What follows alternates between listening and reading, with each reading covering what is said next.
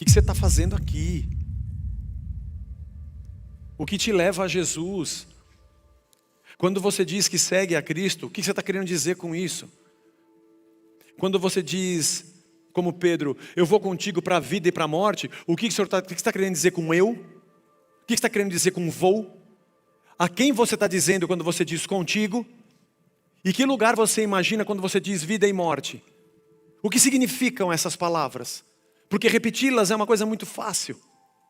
Porque a gente fica muito preocupado com o Satanás que pula dentro do Judas para ele trair. Mas a gente não se preocupa muito com o Satanás que está nos peneirando todo dia. Todo dia a gente está chacoalhando dentro da peneira. Acontece uma coisa aqui, acontece uma coisa lá. E a gente não percebe que estamos sendo peneirados.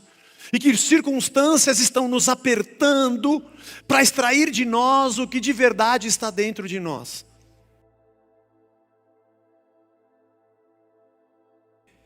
Momento de muita agonia. Jesus sabia que dali ele iria para o Getsemane, ali ele seria preso, e dali ele iria para a cruz. Saber que a gente vai morrer, todo mundo que está aqui sabe. O difícil é saber a hora, o jeito, o sofrimento e mais, o porquê, e carregando o que carregava. Como Cordeiro de Deus, o pecado de todos. Jesus, diz o texto, sua e chora, e suor e lágrimas se misturam com o sangue da agonia nesse momento.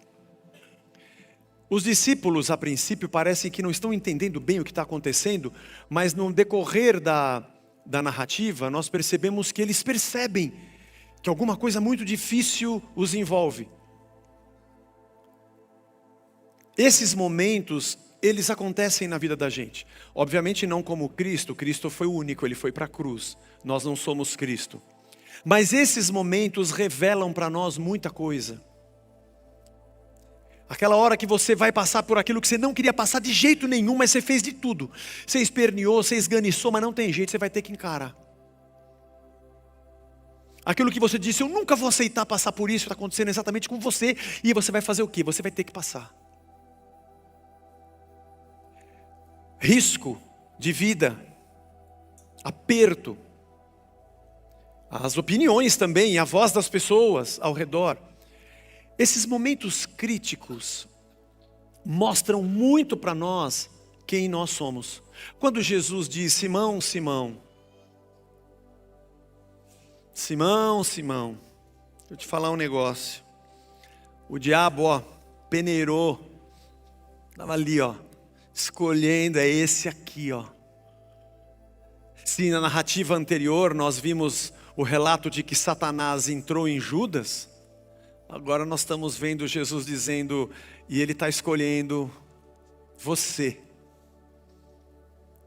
Mas quando você se fortalecer, quando você se converter, nessa tradução, quando você voltar para mim, você fortaleça os seus irmãos. E Pedro diz, imagina Jesus, eu vou contigo daqui para a vida, para a morte, para onde for.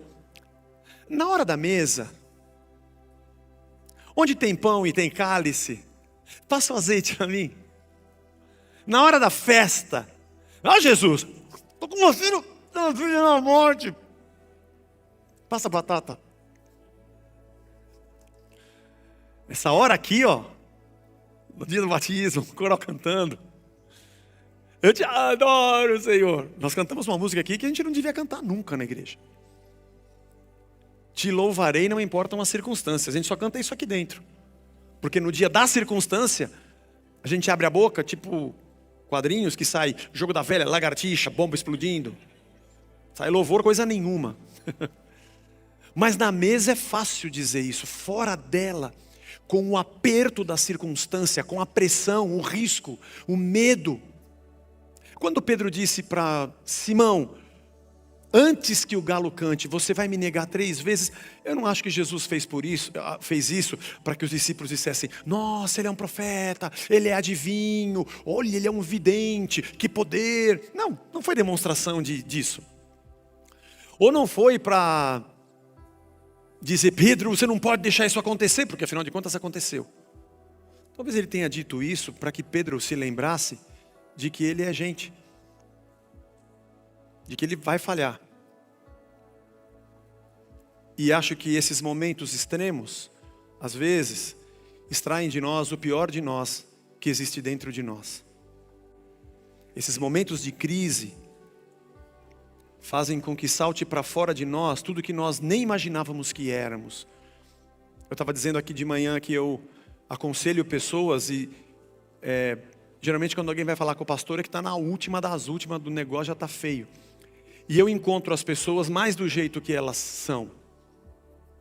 Porque no meio do aperto e da pressão, salta para fora delas algumas coisas que normalmente não acontecem ou não aconteceram em outras circunstâncias da vida. Nós estamos vivendo um momento muito, muito peculiar com esse texto nos dias de hoje no mundo todo, não só na nossa cidade ou no nosso país. Parece que as pessoas estão olhando para a circunstância e estão pensando assim, vai ruir tudo. E elas estão num estado de nervos e de tá pulando para fora delas elas que ninguém imaginava. No nosso ambiente de fé, está saltando para fora das pessoas que se dizem do Evangelho, coisas que a gente diz, nossa, mas onde você leu isso no Evangelho? A pergunta desse trecho é, quem sou eu e quem é você? No meio da pressão, não aqui no louvor. E Jesus, quando diz isso a Pedro, é alguém que passou por muitas delas, foi tentado por Satanás. Lembra? As pedras transformarem em pães, se você se jogar daqui, você acha que os anjos vão te segurar, prostre-se diante de mim e eu vou te dar o mundo inteiro. E Jesus continua sendo Jesus, imutavelmente Jesus. Diante de Pilatos, diante das ameaças dos religiosos, diante do povo que o aclamava como rei, ou daqueles que o xingavam de maldito, ele era o mesmo Jesus. Quem somos nós? Como nos comportamos quando o povo aplaude e como nos comportamos quando o povo nos xinga? Como nos comportamos quando o dinheiro chega e como nos comportamos quando o dinheiro vai? Como nós nos sentimos quando os seguidores se multiplicam ou quando nos cancelam? Às vezes o porquê nos cancelam já diz muito sobre nós, ou não. Quem somos nós? E eu gosto de fazer essa pergunta, ainda mais hoje que a igreja está cheia. O que você veio fazer aqui? O que você está fazendo aqui? O que te leva a Jesus? Quando você diz que segue a Cristo, o que você está querendo dizer com isso?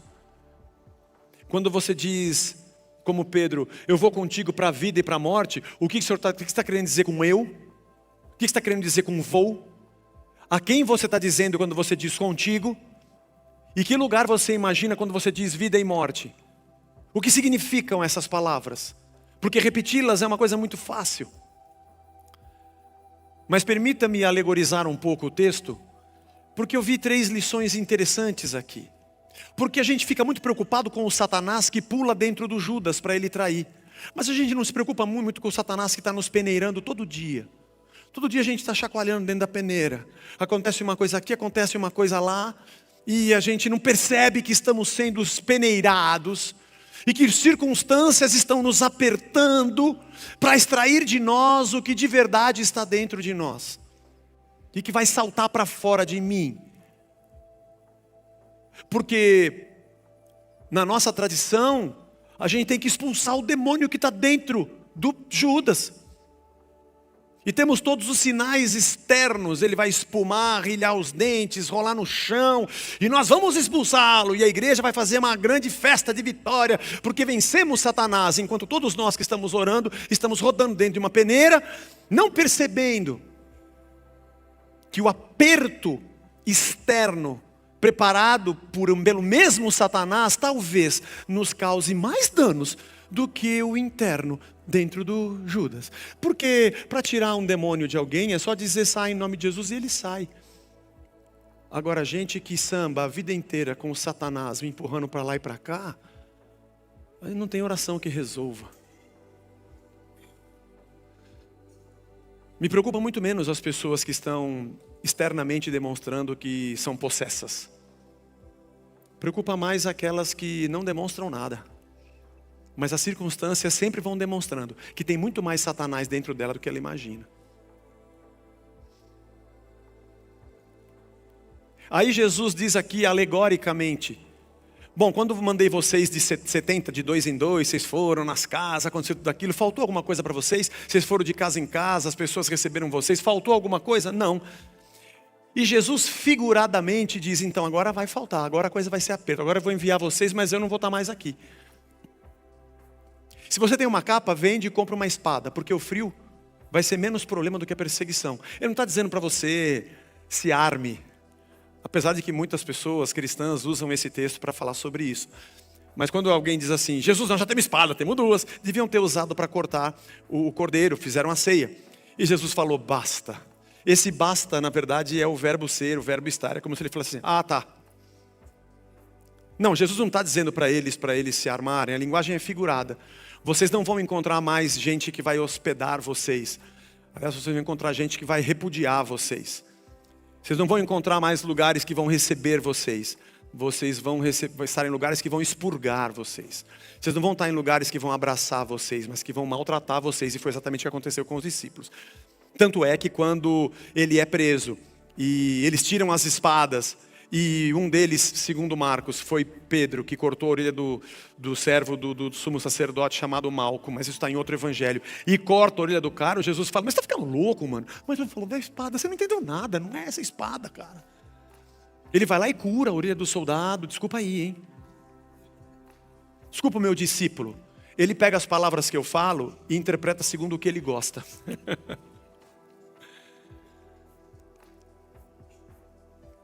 O que salta para fora de nós no momento de maior tensão? Que marido aparece na sua casa quando está sem grana? Ou que esposa aparece na sua casa? Que filho? Que pai? Quando a sociedade te aperta, quando as pessoas requerem de você uma posição, quando as pessoas dizem que você tem que ser ou não, quando o risco está diante de você, o quanto de Jesus salta para fora de nós. E nesse momento de ser peneirado, será que eu sou mesmo um escolhido de Deus? Ou eu sou alguém que Satanás conseguiu escolher direitinho? Bom, a verdade, eu estou aqui alegorizando esse texto. Eu vejo aqui 3 coisas interessantes no meio desse aperto e dessa agonia. De um Jesus que disse, Pai, se o Senhor quiser, o Senhor pode me livrar e passar de mim esse cálice, mas seja feita a tua vontade. Não tem nenhum problema quando a gente vai até Deus e diz, Senhor, se o Senhor pudesse me livrar dessa, oh meu Deus, me livra dessa. Isso a gente faz muito. Essa primeira parte da oração a gente faz muito, aliás é a que a gente mais faz, talvez seja a única que a gente faça. A segunda parte que diz, mas se é da sua vontade que eu passe, está tudo tranquilo, essa a gente não gosta, porque pode ser que a gente vá dar munição para Deus, colocar a gente em lugares que a gente não quer. Mas não adianta, querendo ou não querendo, irmão. Eu só posso falar para você a verdade. Se você não passou por situações assim, vai passar. Bem-vindo à vida. Mas a primeira tentativa nossa, a gente olha para a negação de Pedro e fala, Pedro negou Jesus. Tá, mas a negação não está só no momento em que ele está no pátio. A negação está quando ele diz, eu tenho espada. Quando eu digo eu tenho espada, talvez seja a minha primeira negação. Porque nós somos loucos para resolver a coisa com a nossa força. Nós queremos já dar um jeito. Porque eu sei como é que eu resolvo. Quer ver eu resolver isso aqui agora? Você quer ver eu resolver isso aqui agora? E aí salta para fora Se alguém falar assim, mas Satanás, ele fala, eu nem pulei para dentro, hein? Eu não vou nem assinar esse boletim de ocorrência. Eu só peneirei um pouco, dei um aperto aí. Obrigado, hein? Nem precisa gastar tempo com você. O Judas teve que pular dentro do Judas para ele fazer aquilo. Você não, só deu uma apertadinha, você já... Já pensou por esse lado? Nós queremos dar um jeito, nós não aguentamos. A gente vive num mundo em que tudo tem que ser do jeito que eu quero, a hora que eu quero, da maneira que eu quero, da cor que eu quero. O mundo foi feito para mim. Eu sou o centro do mundo. E eu entro numa loucura. Eu viro um demônio. E puxo não só a espada física, mas todas as minhas armas para arrebentar com quem estiver na minha frente e fazer do jeito que eu quero. Aliás, é muito interessante, eu gosto de pensar nisso. Eu vou dando uma retada em tudo que está ao meu redor, para que tudo mude do jeito que eu quero. E eu expulso todo mundo que pensa diferente do que eu penso. E aí quando eu me encontro sozinho, eu caio numa depressão porque fui rejeitado. A gente é louco. Negar a Jesus começa quando você puxa a espada. Ele fala, basta, não é nada disso. Irmãos, eu falo isso para você porque eu também tenho a mesma tentação. A mesma vontade de resolver as coisas com as minhas próprias mãos, na minha velocidade. Esse negócio de orar e esperar as coisas de Deus não é uma coisa legal. Tem o tempo dele, as coisas da vontade dele. Sabe aquela coisa assim, eu queria que você orasse por mim, Zé, para que acontecesse isso, isso e aquilo. Eu não tenho esse poder. Eu posso orar por você, para que Deus te fortaleça, venha o que vier. Agora eu dizer para Deus o que você quer que aconteça, aí eu transformaria você em Deus e ele em servo. Aí eu e Deus iríamos orar para você fazer o que a gente quer. Nós não percebemos a loucura da nossa fé, que às vezes até a nossa fé nega a Deus. Porque nós inventamos um ritualismo religioso que eu digo que eu vou dobrar a Deus à minha vontade, isso também é uma violência. É uma violência eu achar que religiosamente, espiritualmente, seja lá a linguagem que você queira usar, eu vou conseguir dizer para Deus o que Ele tem que fazer para mim. Eu estou negando o senhorio dele. Veja, eu não estou dizendo sobre sua prudência, sobre o cuidado com a sua vida, sobre a responsabilidade que você tem na gestão das suas coisas, mas cuidado, vai até a página 2. Porque no fim das contas, a gente não consegue mudar aquilo que vem adiante. A gente é passageiro aqui. E Pedro puxa a espada. Mas a espada não é a única maneira que tem para se negar. O texto diz que os discípulos também, mesmo que não entendessem completamente o que estava acontecendo, eles caíram numa amargura. E eles adormeceram de tristeza no Getsemane. Isso acontece com a gente. Não sei se acontece com você igual acontece comigo. Que tem dia que você não quer sair da cama. E não tem nem explicação. O que aconteceu? Eu não sei. Eu não sei. Nós estamos constantemente sob ataques. Ataques no nosso ânimo, no nosso humor, na nossa alma. Fora os terrores e os fantasmas que vira e mexe nos visitam. Dos medos, do futuro, do que cerca a gente. E a gente tem uma fuga. Busca, ou esse entorpecimento acontece naturalmente, ou eu busco algum para tentar fugir da realidade. E Jesus volta, estando orando, suando lágrimas, suando gotas de sangue, volta e fala, mas vocês têm que vigiar e orar. Não dá para fugir. É também uma negação quando eu digo, eu não quero nem olhar, eu não quero nem ver. Não dá. Não dá para você fazer isso.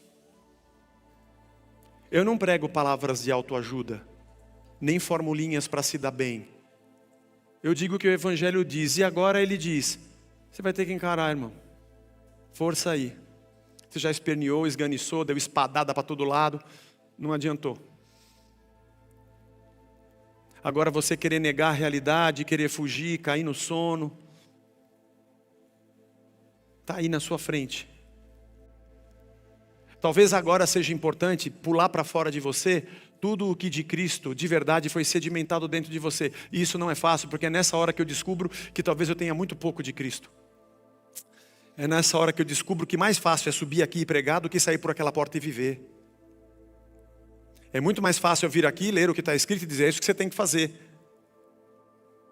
Sendo que para mim também é muito difícil fazer. Porque tem horas que eu não queria que acontecesse nada. Talvez o sono dos discípulos, que ao invés de se curvarem e dizer, Jesus, nós estamos aqui, nós estamos orando, fosse mais fácil eu me anular e não querer enxergar nada. Às vezes essa depressão ela é clínica, ela faz parte do teu corpo, ela tem uma explicação biológica, muito obrigado, do seu corpo. E às vezes é uma decisão mesmo que a gente toma e a gente se afunda nela. Qualquer uma que seja, você vai buscar ajuda. Seja de um terapeuta, de um psiquiatra, mas você não pode fugir da palavra. Vai para ela. Vai para ela. Mas aí tem a negação, que é a negação mesmo. Que aí Jesus é preso, e eles veem aquilo acontecendo, e Jesus fala que não é para usar a espada, aí que acho que eles começam a entender que cai a ficha do que está acontecendo. Jesus vai preso e Pedro vai seguindo de longe. O texto de Lucas para Teófilo não dá detalhes sobre isso, mas em outros evangelhos a gente sabe que ele passou pela casa de Anás, depois foi diante de Caifás, perante o Sinédrio, depois ele foi diante de Pilatos. E provavelmente essa cena de Jesus sair de um lugar, de um pátio, de um edifício para um outro, é quando o olhar de Jesus cruza com o de Pedro, e isso deve ter sido mais do que uma espada no coração. Uma pessoa diz, você não é um daqueles que andavam com Jesus? Não, eu nunca andei com ele, pô. Imagina. Passa mais um tempo, o outro diz, mas você estava junto com esse Jesus. Eu vi vocês no templo. Não tem nada a ver. O outro diz, mas você também é galileu, pelo sotaque, né? Eles sabiam pelo sotaque. Você também andava com aquele gaúcho, bate, capaz. Não dá para esconder, você estava com ele, meu. E quando Pedro nega a terceira vez, o galo canta. E aí ele lembra do que Jesus falou. A terceira negação, às vezes, ela tem a ver com essa tentativa de me ajustar com o que todo mundo está dizendo, e parece que esse povo é o lado mais forte, e eu preciso alinhar o meu discurso com, não estava com ele, veja, eu estou junto com vocês, não é bem assim. Sim, eu faço, até lembrei hoje do Múcio, lembra do Múcio, que era do Jô Soares? Era um personagem que encostava um cara e falava, na época tinha as críticas, né, o período militar, um monte de coisa, né? Até da seleção ele falava de tudo, né? Da Copa, e alguém falava uma opinião, ele, é isso mesmo, estou contigo. Aí vinha um outro, falava outra coisa, ele tirou daqui, é isso que eu penso, e o que eu penso eu falo.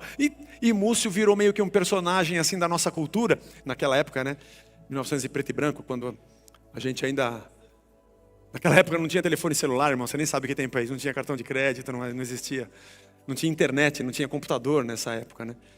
Como é que vocês viviam? Como seres humanos mesmo, a gente vivia assim.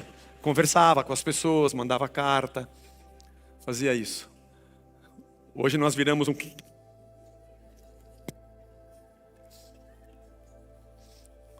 Eu sou livre. Eu quero pensar, eu tenho minhas próprias opiniões. Eu sei que você tem. Percebi. E o Pedro deu mais ou menos uma de Múcio. Essa aqui é uma negação, não é só uma negação, porque ele não disse para Jesus, eu não creio em ti. Pedro nunca disse isso. Aliás, a vida de Pedro, até a sua morte, que também foi crucificado, não está na história bíblica, mas está na história, na tradição, foi crucificado também. Ele foi perseguido também, o Pedro. Não, ele não negou Jesus, ele sempre foi um discípulo de Cristo. Naquele momento, ele teve um jeito de falar, sabe como é que é? Um somebody love, que nós também temos, para nos adequarmos à corrente de discussão que está aqui, ou de pensamento. Eu quero sempre estar bem, porque eu tenho que fugir do perigo. Para fugir do perigo, ou eu puxo a minha espada, ou eu tento me enganar e me alienar de tudo, ou eu tento sair conversando, negando. O que eu quero é estar bem. Alguma vez que vocês saíram, faltou alguma coisa para vocês? Não. Então continue me seguindo. Não faça o que você faz porque tem gente dizendo, ou porque você está sendo envolvido. Evangelho, reino de Deus. O Pedro negou e aí o galo cantou. E aí Jesus passa e o olhar de Pedro cruza com Jesus. E ele sai e chora amargamente. Veja, tudo isso que eu estou dizendo a você, essa cena que Lucas descreve para Teófilo, talvez ele estivesse dizendo: olha, Teófilo, eu queria te falar uma coisa importante. O caos quer nos engolir. Dá uma olhada nessa cena. As situações extremas vão tirar da gente o pior que nós podemos ser. A gente precisa de vigiar e orar para não entrar em tentação. É isso que a gente tem que fazer. Vigie. Perceba o movimento das trevas. O interessante é que Jesus não disse para Pedro: Pedro, se você se arrepender e voltar para mim, fortalece seus irmãos. Ele diz quando isso acontecer. Eu sei que isso vai acontecer. Eu sei, você é meu, eu sei. Na hora que você entender tudo isso, você ajuda os seus irmãos. E a história de Atos nos conta que Pedro foi uma pessoa fundamental no nascimento da igreja em Jerusalém. Não busque suas soluções. O Teófilo, não é a espada, não vai adiantar. Nem o teu abatimento e o teu sono, nem a negação para se ajustar. Não, nenhuma dessas. Serenidade e fé. Nada nos faltou até aqui, nada vai faltar. Tranquilo, quédate tranquilo, hermano. Tudo certo. Não se preocupe. Isso precisa saltar para fora de nós. Isso precisa saltar para fora de nós. Teve alguma vez, em alguma adversidade na sua vida, que Deus se abandonou? A situação que você está passando hoje não tem historicamente na tua jornada com Jesus um eco de outras tantas que você disse: agora ferrou tudo. E Ele sempre esteve com você? Como é que você, no meio dessa peneira, está se colocando como escolhido? Como é que você sente que as circunstâncias estão trabalhando dentro de você? O que está saltando para fora de você? É normal, tem dia que dá uma vontade de puxar a espada e sair cortando o pescoço de todo mundo. Dá mesmo. E tem dia também, que outro dia, agora eu consertei meu carro, mas bateram no meu carro, irmão, era um tiozinho. Eu parado no shopping, esperando um cara manobrar, esperando ele manobrar, para poder entrar na vaga. E o outro deu ré como se nada cesse. Engatou a ré e veio, pau! Eu desci e falei: o que você fumou? O que você bebeu, meu? Eu estava dentro do shopping, cara. Aí Jesus passou e eu cruzei o olhar com Jesus e lembrei que eu fiz a mesma coisa no McDonald's. Só que eu disse que antes que o galo cantasse, tu baterias também o teu carro. Não? Mas o problema é sempre você, não eu. Então a gente quer puxar a espada, quer sair brigando, a gente quer cair no sono, encher a cara, fugir. Ou a gente tenta se adequar ao que estão falando para eu me dar bem com todo mundo. E Jesus está dizendo: continua sendo quem você é. E é difícil, porque no fundo, dá medo. Porque se de verdade eu continuar crendo em Cristo, o que vai acontecer? Alguma coisa te faltou quando eu disse para você me seguir? Não. Então continua na mesma. Mas eu acho que para nós encerrarmos, o principal é que Jesus disse: eu disse para vocês, vigiem e orem para não caírem em tentação. Irmãos, eu vou dizer para você o que nós precisamos. Não é de agora, e não é só por agora, é para sempre. A gente tem que acordar um pouquinho mais cedo e orar. E vigiar. E ler o Evangelho. E depois que a gente fizer isso, a gente ora mais um pouco. E vigia mais um pouco. E vai para o Evangelho. E a paz de Deus, que excede todo o entendimento, vai guardar o nosso coração e os nossos pensamentos. Porque nem sempre as coisas vão acontecer do jeito que a gente acha que tem que acontecer. E elas não vão ser amigáveis. Quando Jesus diz: você vai ter que trocar a tua capa pela tua espada, é porque o frio vai ser menos importante do que o perigo. O frio vai te preocupar menos, a gripe vai te preocupar menos do que o que vai vir sobre você. Aliás, ele já tinha dito que no mundo vocês vão ter aflições. O legal é que Jesus não poupa nada. Ele não engana a gente.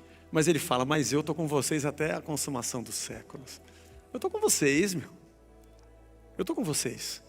Faltou alguma coisa antes? Não. Então segue. Para que de repente a gente não corra o risco de quando nós estivermos no meio de gente que está desesperada, falando qual é a solução para a minha vida, eu não dê para ela uma espada, nem um litro de cachaça, e nem um discursozinho bonito para se encaixar. Para que quando perguntarem qual a solução, eu não dê para ela um taco de beisebol, eu não dê para ela um baseadão, e não dê para ela apenas um pensamento corrente que possa acomodá-la do lado mais forte. Eu possa dar para ela o reino e possa dizer, sim, as coisas estão assim. Mas essa é a grande tentação. A grande tentação é eu dar um jeito do meu jeito. Essa é a grande tentação. Vocês têm que orar e vigiar, porque vocês vão ser tentados a dar um jeito. Como é que a gente faz para isso não acontecer? Façam o que eu faço. Eu falo para Deus, se puder me livra desse cálice. Quando Jesus é Pedro, João diz que ele, a orelha do soldado é cortada, não está nessa narrativa. Jesus fala, olha, se eu quisesse eu oraria agora e viria milhares de anjos para me servir, não é vocês que vão me defender. Não é isso. Ou quando ele estava na cruz, porque se você é o Filho de Deus, por que você não desce daí e se salva? Sim, ele poderia fazer isso. Os cravos iam pular, ele saía flutuando, ele poderia acabar, mandar fogo da boca dele para acabar com tudo. O interessante é que ele era o único de verdade que pisou nessa terra com essa carcaça chamada corpo, que poderia dar um jeito do jeito que ele queria. Porque ele era o Filho de Deus, que acalma tempestades, que anda sobre as águas, que ressuscita mortos e faz o que quiser a hora que quiser. Multiplica pães. Mas nessa hora ele preferiu retrair, e enrola o paraquedas, guarda. Eu não vou dar meu jeito. Eu vim para fazer a vontade do Pai e não a minha. Irmãos, é muito difícil dizer isso para você. Mas a gente está na vontade do Pai. Descansa. Relaxa. Vamos andar com o Senhor. Sem espada, sem o sono, sem o discurso. Simplesmente dizendo, o que eu posso, eu posso. O que eu devo, eu devo. O que é prudente, eu faço. Mas o joystick do controle de Deus e das pessoas, eu não quero. E Deus está cuidando da gente.